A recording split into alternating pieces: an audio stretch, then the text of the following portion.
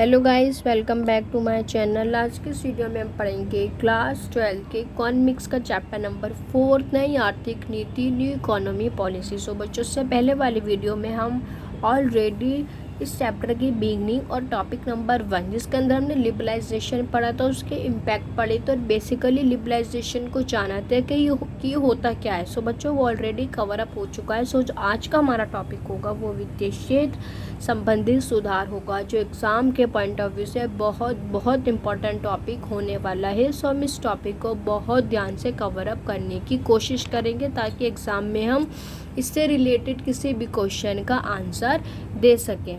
सो बच्चों, अगर हम इस टॉपिक की बात करें, वित्तीय क्षेत्र संबंधित सुधार किए गए मीन्स किसके अंदर, हमारे बैंकिंग सिस्टम के अंदर सुधार किया गया है। बच्चों बेसिकली जब लिबरलाइजेशन आरंभ हुआ या जब लिबरलाइजेशन को शुरू किया गया बच्चों, तो आरबीआई जो सब बैंकों का बैंक होता है, आरबीआई भारतीय रिजर्व बैंक ऑफ इंडिया। सो बच्चों, आरबीआई की जो भूमिका थी वो एलपीजी से पहले मीन्स कि मैं लिबरलाइजेशन से पहले की बात कर रही हूँ कि लिबरलाइजेशन से पहले जो आरबीआई का रोल था बच्चों, वो रेगुलेटर हुआ करता था। इस टर्म को हम हिंदी में नियामक कहते हैं। मीन्स कि नियामक का मतलब होगा कि इस बैंक का ही बस इतना ही रोल था कि वो ऊपर से बैंकों को देखेगा कि कोई बैंक अच्छे से काम कर रहा है या नहीं, या कौन सा बैंक अच्छे से काम नहीं कर रहा। सिर्फ इतना ही रोल था इसका, रेगुलेटर का था, नियामक का था, सिर्फ ऊपर से काम देखना। बट बच्चों, जैसे ही लिबरलाइजेशन आया, लिबरलाइजेशन के आने पर इसका रोल जो था वो सहायक कर दिया गया। अब सहायक टर्म को हम क्या कहते हैं, इंग्लिश में फैसिलेटर कहते हैं, सहायक को हम फैसिलेटर भी कहते हैं। सो बच्चों, अब इसको फैसिलेटर बना दिया गया लिबरलाइजेशन के आने पर कि आरबीआई बैंक जो है वो वाणिज्य बैंक, अपने से छोटे बैंक, कमर्शियल बैंकों की मदद करेगा, उन्हें हेल्प प्रोवाइड करेगा ताकि वो बहुत आसान तरीके से लोगों को ऋण मीन्स कि कम इंटरेस्ट रेट के ऊपर ऋण प्रदान कर सके। अब उसको हेल्पर ही के रूप में बना दिया गया फैसिलेटर, जो अपने से छोटे बैंकों की मदद करेगा ताकि उन छोटे बैंकों का भी, कमर्शियल बैंकों का विकास हो, देश के जनता की भलाई के लिए काम हो, देश का विकास हो, समाज में रहने वाले लोगों का विकास हो। तो पहला पॉइंट बच्चों यहाँ से ये बनता है कि आरबीआई के रोल को रेगुलेटर से फैसिलेटर बना दिया, नियामक से सहायक बना दिया, जो बैंकों की हेल्प करेगा। अब संभवतः अगर आरबीआई छोटे बैंकों की मदद करेगा, हेल्प प्रोवाइड करेगा और लोन लेने के प्रोसेसर को इजी बनाएगा,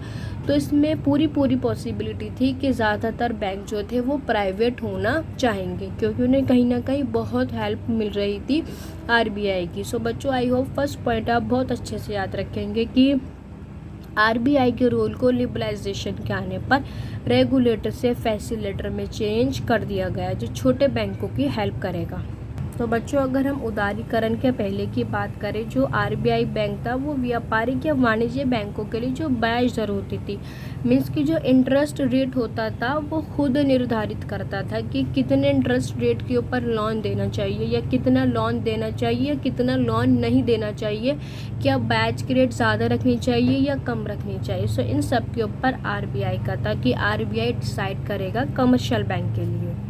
सो बच्चों, ये हम लिबरलाइजेशन से पहले की बात कर रहे हैं। यहाँ लिखा हुआ भी है कि उदारीकरण के पूर्व। सो बच्चों, अगर हम उदारीकरण के बाद की बात करें मीन्स कि जब आरबीआई नियामक से सहायक बन गया, रेगुलेटर से फैसिलेटर बन गया, उदारीकरण के बाद की बात करें, लिबरलाइजेशन के बाद की बात करें, तो कहीं ना कहीं इसने लोन देने की प्रक्रिया को बच्चों फ्री कर दिया। फ्री मीन्स की बहुत आसान प्रोसेसर बनाया, मीन्स की ब्याज दर के निर्धारण का निर्णय, जो ब्याज दर को रेट करने का डिसीजन था वो व्यापारिक बैंकों पर ही छोड़ दिया गया कि आप अपने अकॉर्डिंग डिसीजन ले सकते हो कि कितना लोन प्रोवाइड करना है, कम इंटरेस्ट रेट पर प्रोवाइड करना है, ज़्यादा इंटरेस्ट रेट पर प्रोवाइड करना है, या कम लोन प्रोवाइड करना है या ज़्यादा लोन प्रोवाइड करना है। सो बेसिकली जो आरबीआई का जो फॉर्म हुई वो रेगुलेटर से घट करके बच्चों फैसिलेटर में बदल गई कि अब ये छोटे छोटे बैंकों की हेल्प करेगा ताकि छोटे बैंकों का भी विकास हो। सहायक इंटरेस्ट रेट के ऊपर ये लोगों को ऋण प्रदान करेगा ताकि लोग भी इसे अफोर्ड कर सकें कहीं ना कहीं। सो बच्चों, ये था वित्तीय क्षेत्र संबंधी सुधार। अब हम इसे आगे और पढ़ते हैं, थोड़ा और सिंप्लीफाई करने की से कोशिश करते हैं। और बच्चों सबसे बड़ा जो इसमें सुधार आया लिबरलाइजेशन के बाद वो ये था फॉरेन इंस्टीट्यूशनल इन्वेस्टर, जिसे हम FII भी कहते हैं, फॉरेन डायरेक्ट इन्वेस्टमेंट। बच्चों अब यहाँ FFI को पूरी अनुमति दी गई कि वो यहाँ करके हमारे बाज़ारों में या हमारे देश में इन्वेस्टमेंट कर सकते हैं। उन्हें निवेश करने की अनुमति पूरी दी गई कि वो भी यहाँ करके इन्वेस्टमेंट देश में हमारे कर सकते हैं। लिबरलाइजेशन के ये बच्चों ये लिबरलाइजेशन में ही बात चल रही है कि लिबरलाइजेशन में क्या क्या चेंज किए गए। तो फाइनली लिबरलाइजेशन में बाहर से आकर के इन्वेस्टमेंट विदेश लोग कर सकते थे या विदेशी कर सकते थे। सो बच्चों यहाँ में फाइनली जो बैंक में कि बाहर से विदेश आकर के हमारे बैंक में इन्वेस्ट कर सकते हैं, उसके जो इन्वेस्टमेंट की सीमा थी बच्चों वो 74% तक बढ़ गई थी। मीन्स की इन्वेस्टमेंट उन लोगों ने काफ़ी बढ़ा दिया था कि अब बाहर से आकर के हमारे बैंक में 74% तक इन्वेस्टमेंट कर सकते हैं बाहर के लोग जो विदेशी हैं। क्योंकि बच्चों वरना लिबरलाइजेशन से पहले में अनुमति नहीं थी कि कोई भी बाहर देश विदेश से आकर के हमारे बैंक में निवेश कर सके। बट लिबरलाइजेशन के आने पर विदेशों को अनुमति दे दी गई कि वो हमारे बैंक में आकर के पूरी तरीके से इन्वेस्टमेंट कर सकते हैं, लगभग 74% तक इन्वेस्टमेंट कर सकते हैं। सो बच्चों बेसिकली बाहर देश विदेश आकर के अपने बैंकों को खोल सकता है। फॉर एग्जांपल के लिए मर्चेंट बैंकर्स हो गए या म्यूचुअल फंड्स हो गया, पेंशन फंड्स हो गए हैं, वो कुछ निश्चित शर्तों को पूरा करने वाले, मीन्स कि जिन्हें पहले कुछ शर्तों को पूरा करना होता था, अब वो RBI की अनुमति के बिना ही हमारे देश में आकर के अपनी शाखाएं को खोल सकते थे और साथ ही इन्वेस्टमेंट कर सकते थे 74% तक। सो बच्चों बेसिकली जब ये काफ़ी सारी छूट दे दी गई कि बैंक खोल सकते हैं, डिफरेंट टाइप की शाखाएं खोल सकते हैं, 74% कर सकते हैं, इन्वेस्टमेंट कर सकते हैं फ़ॉरेन यहाँ से आकर के FDI फॉरेन डायरेक्ट इन्वेस्टमेंट। तो बच्चों इन सब के चलते हमें बहुत सारे रिजल्ट देखने को मिले कि हमारे भारत के वित्तीय क्षेत्र में बहुआयामी विकास मीन्स कि मल्टीपल्स ऑफ टाइम हमें डेवलप यहाँ देखने को मिला, जो कि काफ़ी अच्छा पॉइंट था। सो बच्चों इसका बेसिकली जो सीधा असर पड़ा वो हमारी अर्थव्यवस्था में समृद्धि और विकास का पड़ा, जिसने हमारे अर्थव्यवस्था में ग्रोथमेंट और डेवलप में बहुत ज़ोरदार बहुत महत्वपूर्ण भूमिका को निभाया था। इसके साथ ही बच्चों एक पॉइंट आप लोगों को और याद रखना है कि सरकार ने अपनी करेंसी को डिवैल्यूड कर दिया था। मीन्स कि बच्चों कहने का मतलब ये हुआ कि सरकार ने अपनी करेंसी को डाउन कर दिया था। अब जाहिर है अगर मेरी दुकान पे कोई सामान नहीं बिक रहा है तो मैं उसे डिस्काउंट दे करके बेचूंगी।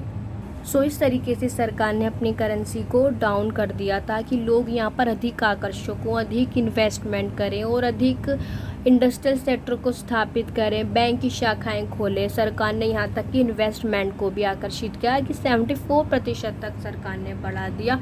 सरकार ने अपनी करेंसी का डिवैल्यूट कर दिया, अपनी करेंसी को डाउन कर दिया ताकि इन्वेस्टर जो है वो आकर्षित हो हमारी कंट्री की तरफ। इसलिए सो बच्चों यहाँ पर एक क्वेश्चन और है कि 14 बैंकों का राष्ट्रीयकरण कब हुआ। सो बच्चों जो 14 बैंकों का राष्ट्रीयकरण हुआ था वो 1964 में हुआ था। ये पॉइंट भी आप लोगों को बहुत अच्छे से याद रखना है क्योंकि इसमें हम बैंक से रिलेटेड इन्फॉर्मेशन पढ़ रहे हैं लिबरलाइजेशन की। सो ये पॉइंट भी इसमें इंक्लूड होगा कि लिबरलाइजेशन से पहले, क्योंकि लिबरलाइजेशन अगर देखा जाए तो 1991 में हमने शुरू करा है LPG को। बट बच्चों जो 14 बैंकों का राष्ट्रीयकरण किया गया था 14 बैंकों का वो 1964 के अंदर किया गया था लिबरलाइजेशन से पहले। तो ये पॉइंट भी आप लोगों को बहुत अच्छे से याद रखना है।